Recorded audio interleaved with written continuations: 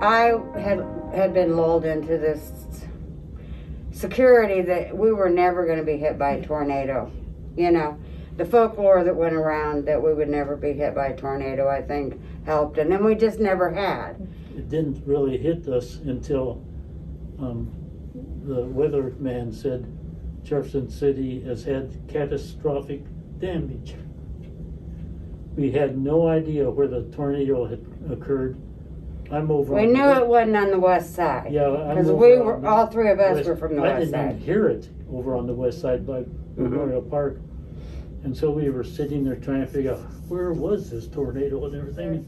I was awake for like 36 hours because you know it happened shortly before midnight. Yeah. We got here about midnight, a little after, and we were just on it. Our first main focus was sheltering. Yes. And everything, and while that was going on, then we were able to activate. I got our specialty vehicle up here and started loading it up. But we ended up serving over 3,100 meals and snacks.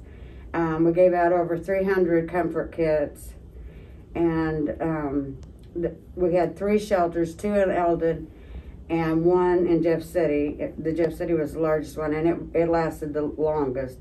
The Eldon ones were able to close down earlier. First 3 days, I think, were all shelter. It was chaotic, but it was a calm chaotic. Mm-hmm. We trained year round, year after year for these instances, and a lot of us have been on deployments out of state and stuff, so we do have enough knowledge that we could do it, and we did it. Yeah, but I was awful relieved when the real people showed up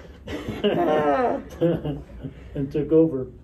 But it was, it's still surreal to drive downtown and see the buildings that were there and not there, and especially down by the high school. You know, those houses are wiped completely out now. The school bought them, and it's empty lots. And so I started up on Capitol and Jackson, I guess it was, and I walked all the way down. And at the end, I was dehydrated. It took me the whole day I did about 129 homes. And I stopped at the bottom of Jackson right before you go up the hill to the school. And because I said, well, okay, this is it. And I looked up and I couldn't see anything. I said, I quit. I don't know if I could even get back to the car before I collapsed.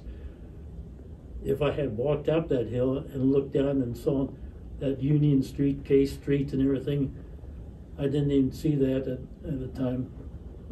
Yeah. It was a big tornado through this area. Big. Anywhere else, it's just houses, you just look at them, put down how damaged they are and everything, but then you think that these are your neighbors. Yeah, my kids sent me pictures, you know, of some of the damage. And what really hit me was one of the police officers had come in to the EOC, the Emergency Operations Center, that's a friend of ours, and he had showed me a picture of bronze supplies and their building down there, and which we have a unit down there, but it was destroyed. And I said, Jason, are you sure? He said, Pam, yes, this is from just less than an hour ago. And I said, we have a unit down there. Our unit hadn't been touched. We had an angel sitting on our unit.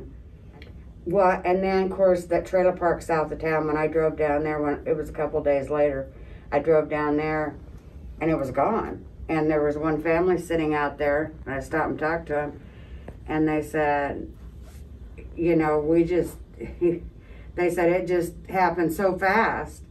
And, I mean, the trailers were just rolling on top of each other. Some of them were still stacked. Some of them they had hauled out already. But, and I said, are you okay? We have a shelter that you're more than welcome to come to get supplies, to take a shower, whatever you need. Because a lot of people will stay at their homes, because they don't want anybody to loot. They don't want anybody, you know, taking what very minute things they have left.